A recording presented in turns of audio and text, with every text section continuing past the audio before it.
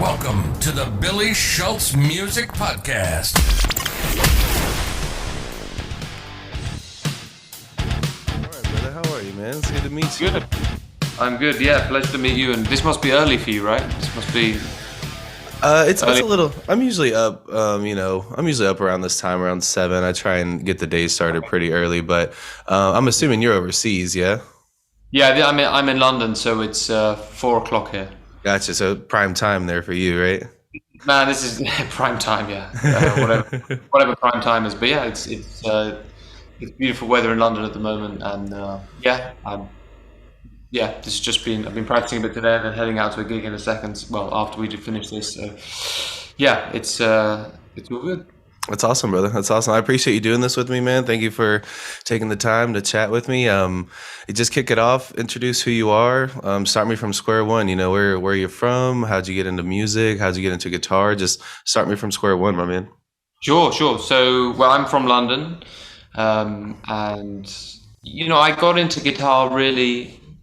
I don't know, I suppose maybe when I was like 11 or 12, around that kind of age, But like a lot of people who probably watch your channel and also a lot of other guitar players out there, I was just a self-taught guitarist really until I was about 17 or 18. And so just all the usual suspects, Stevie Ray Vaughan, B.B. King, a little later John Mayer. I was a big fan of the Red Hot Chili Peppers, so John Frusciante and all that kind of music is where I began, life as a guitar player. And that was, as I said, it was just me, my bedroom, my guitar, and that was it really. And then, I suppose I felt like I started to want to kind of explore things a little bit in a broader sense musically. Like I began listening to other music, maybe more classical music, some jazz, and I felt maybe there was more, a kind of wider range musically of stuff that I wanted to explore.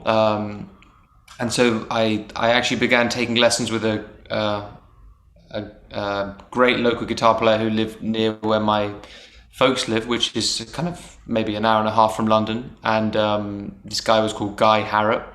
And, he started showing me some kind of voicings on the guitar, some kind of jazz vocabulary, jazz repertoire. I already had a kind of interest in that kind of thing a little bit. And from then on, I was kind of hooked, and so I went to study music, went to study jazz guitar. I studied in a place in Cardiff called the Royal Welsh College of Music. And then I moved back to London 6 years ago, and now I'm full-time musician playing guitar and teaching a bit, and that's a short summation of a lot of years. Absolutely. Yeah, I see that you're playing out a lot. Are you that's your main gig now, or are you teaching as well? A little bit of both, or what's your? Yeah, I would mainly playing, but I'm definitely teaching as well. I teach at a couple of colleges, so I. And then teach a bit privately as well, but definitely for the last year or since things have been more open in terms of COVID and society's opened up, definitely mostly playing in the UK, playing away from the UK, playing my music, playing in other people's bands, playing their music. At the moment that's how things are, and hopefully that's how things will continue. Can't take it for granted, but that's how things are right now. Absolutely.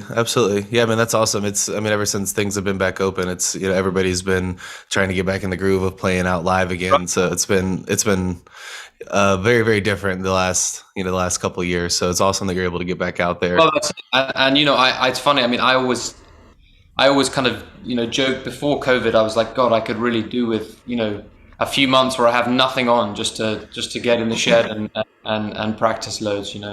And of course, then suddenly there was maybe a year or maybe a little less than that actually, but things opened up in the UK maybe a little sooner than other places. But maybe 9 months or 6 months or something where there was really nothing on, and I really played a lot of guitar. I was at the time, I'm not living in the same place now, but at the time I was living in a house with a bunch of friends who were all musicians, and so I was just shedding the whole time, and practicing and And so I really felt when things opened up and I had the opportunity to get back into doing everything again, I was really kind of happy to, and I felt like I had new stuff I wanted to share, and yeah, so it's going well at the moment. Yeah, for a lot of people, as terrible of a thing as it was, it seems like it was almost like a much needed break. You could kind of take a Right. step back from the hustle and the bustle and really, Yeah. own your skills. And that's what I know. A lot of people, they ended up doing that. They ended up just staying inside and practicing. Right. Yeah. Well, that's it. I mean, obviously, look, it was, it's a very difficult situation for people not to be able to go out and do their usual stuff. And I hope, that kind of thing never happens again. But it's true that, just you have to kind of make the most of the situation that you're in, right? And I love playing guitar, so for me, that's the main motivation.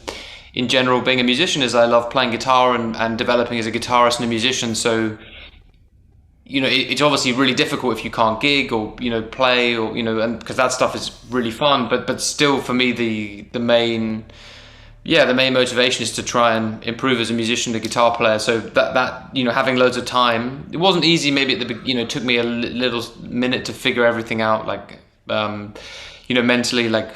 But after maybe a month or something, I really just felt incredibly motivated to practice and I agree. It was definitely for some people a much needed break. 100%. Where was it that you said you went to school again?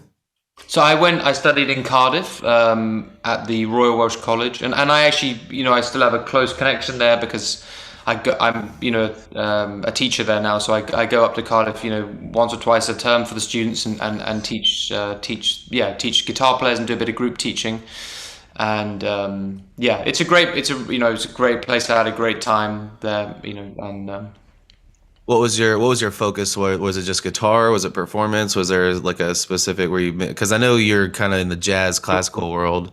Right. Well, yeah. I mean, I would say I'm really in the jazz world more than anything now. It was jazz performance. So and when I started, I said before I'd taken some some lessons before, and I had a teacher who helped me prepare for for auditions for colleges and stuff. But really, I was very new to the whole thing, I mean, in a way, it still feels like this now. But there's a lot of information I think you have to learn, when you're trying to study jazz. And so for me, it was a kind of shock to the system to begin with. I was suddenly surrounded by musicians who are in my year or, who are older than me at college, who are way more than me, So I just felt like I had to take a really deep dive into learning, trying to improve my I mean, I think one of the central things is learning, like improving your repertoire, so learning is like a common repertoire that people have in order to, play with each other. And that's an essential way of improving.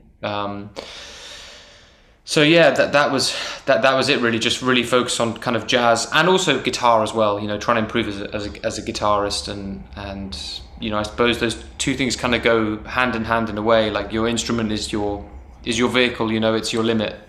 So the better you are at your instrument in some ways, the more you can express yourself in whatever medium whatever kind of music you're playing. Absolutely. And I can imagine, you're automatically thrown into a situation where you're surrounded by probably a bunch of other incredible musicians, people who are incredibly smart. So I can see how, as exciting as it would be, it'd probably be a little bit overwhelming at the same time. Well, that's it. I mean, absolutely. I mean,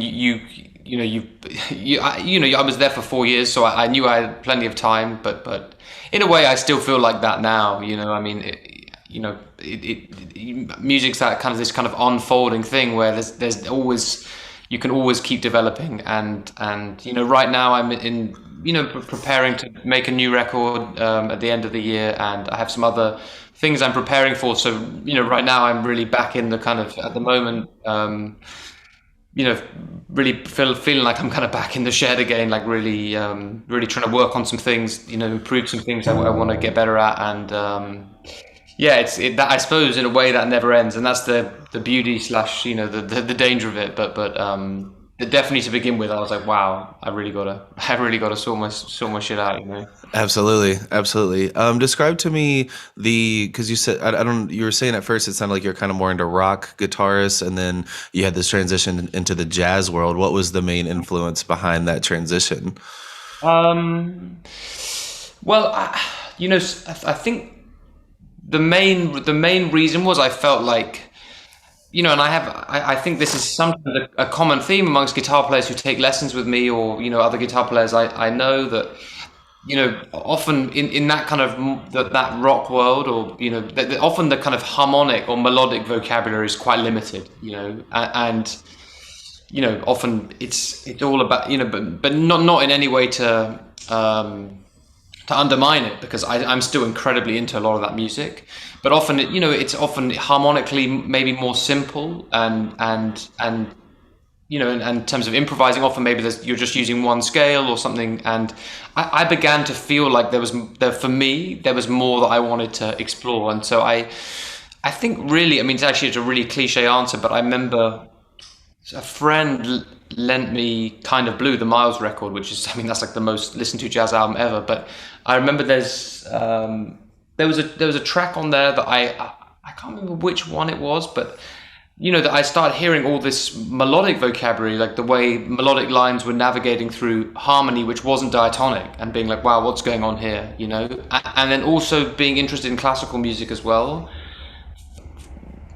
It's such a common thing in a classical piece for a melody to, modulate and voice lead into a new key. And so I started thinking, wow, there's a lot more out there. And to begin with, I think it was actually a self-interest. I didn't have, right at the beginning, when I was kind of transitioning into jazz, there weren't really like any specific musicians who I was totally fixed on. George Benson was actually one who, this guitar teacher I mentioned earlier, he was obsessed with George Benson, and when I was taking lessons with him, he used to just bring around these George Benson DVDs he had, and we just used to watch videos of George Benson just shredding, which was amazing. But then a little bit later, once I'd started to already kind of find, this is actually just after I entered the university. A friend of mine who's a drummer, he showed me this guitar player from Israel who's living in New York, a guy called Gilad Hekselman, and something really happened then when I heard Gilad. Gilad's a very well-known guitarist in the jazz world, and I think also his reach is broader than just that. But something really happened when I heard him. It was the way he presented guitar in an ensemble, just the way he played guitar. Really, it was something I hadn't heard before, and it kind of just blew me away, and I became really obsessed with that. I know him now, and I went and studied with him, and now, I'd call him a friend in a way, but for 4 or 5 years, he was my main influence, and I really tried to imitate him in a lot of ways, and still now I'm totally blown away by him as a guitar player. So he was the first person who I really, in the jazz world, who I was really, really hooked on, Absolutely. Would you say he's your biggest influence, or is there somebody else there that is kind of? It's hard, it's hard musically to say there's one biggest influence. Definitely in terms of jazz guitar, I would say he's one of them. There are, in the jazz world, there are some unavoidable guitar players who are just, their presence is so, they're just looming everywhere. Kurt Rosenwinkel, Gilad, I suppose Pat Metheny, people like, Lage Lund, Mike Marino, people like that. I feel their presence is so felt, like when I go out and hear other, guitar, Peter Bernstein, guys who I suppose are, between, late 30s and kind of maybe 50 or 60, who I just feel their presence is, and Pat Metheny would be a little older, obviously, and I feel their presence is so, it's had such an impact on guitar players. Like, it's pretty rare to hear a guitar player now who isn't really influenced by one of those guys. So it'd be hard for me to pin down one single person, but Gilad definitely kind of lit a spark for me. He really, really inspired me. So, and actually is still inspiring me, because all of those guys I just mentioned, the kind of incredible thing about them is they're still evolving, they're still practicing, they're still getting better, and so they continue to develop and grow as musicians. So Absolutely. And how are you continuing your development? Is it just surrounding yourself with these types of people and these influences and the guys that you're playing with, or are you doing anything like any more formal education? Like, how are you continuing your journey? I mean, I think a lot of it now is a mixture of stuff. Playing with like musicians. I'm really lucky to play with some amazing musicians, and so when you work with great musicians, it's inspiring. And often you're in situations where it's challenging you, and so I play a bit, and at least once a year, or for the past maybe 3 or 4 years, once a year, been touring with the great drummer Ari Hoenig, who's again a big influence for me and someone I also studied with, and so that's someone who I feel like has really inspired me, challenged me, made me a better musician. I was working a bit with in my group. I was playing a bit with this sax player, Canadian sax player Ben Wendel, who's again incredible musician, and working with him I found very inspiring, and made me want to get better at lots of things, and also just musicians who I play with regularly. People, maybe my peers, my contemporaries. There's so much to learn from any musician who's playing at a high level. You can learn something from it, and so I'm fortunate to play with tons of great musicians. The guys who are in my kind of regular trio: bass player Connor Chaplin, drummer Mark Michel. Those guys are incredible musicians, and I feel like I learn from them. So I'm fortunate to be in lots of situations where playing with people who I feel like are challenging me. And also in London, just in general, being involved in this jazz scene in London, there are just so many incredible musicians around, and so just being around that is inspiring. And then I'm not gonna any more like formal studying, like go to college or anything like that. But I'm kind of continually working on guitar playing, by myself, still practicing loads, and that's it really. That's awesome. Yeah, I can imagine you have a solid foundation surrounding you that's constantly pushing you. So I can see how that's helping. I'm sure that's helping keep you inspired, keep you motivated. Talk to me a little bit about the album that you got coming. You said you're working on an album that you're trying to release by the end of the year. Yeah. So I've only actually released one record under my own name at this point. I made that like 3 years ago, and due to COVID, there was lots of delays kind of with it coming out. And so now I've got something new, which is being recorded hopefully at the end. I'm just still finalizing just like the precise dates, but it should be at the end of November, and with being released in the spring of 23. And that's with my regular trio, the guys I mentioned earlier, and also hopefully the saxophonist I mentioned earlier, Ben.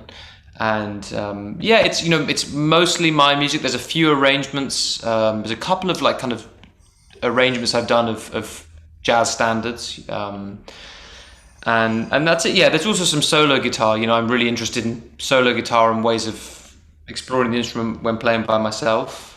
So yeah, that's it. So it'd probably be like 5 or 6 tracks with my trio, maybe 2 or 3 with saxophonist, and then maybe 1 or 2 solo pieces as well. And yeah, hopefully that'll be out in spring of 23. And I already have some tour dates for that for next year around May. So I think there'll be tours from spring onwards really till the end of the year with that.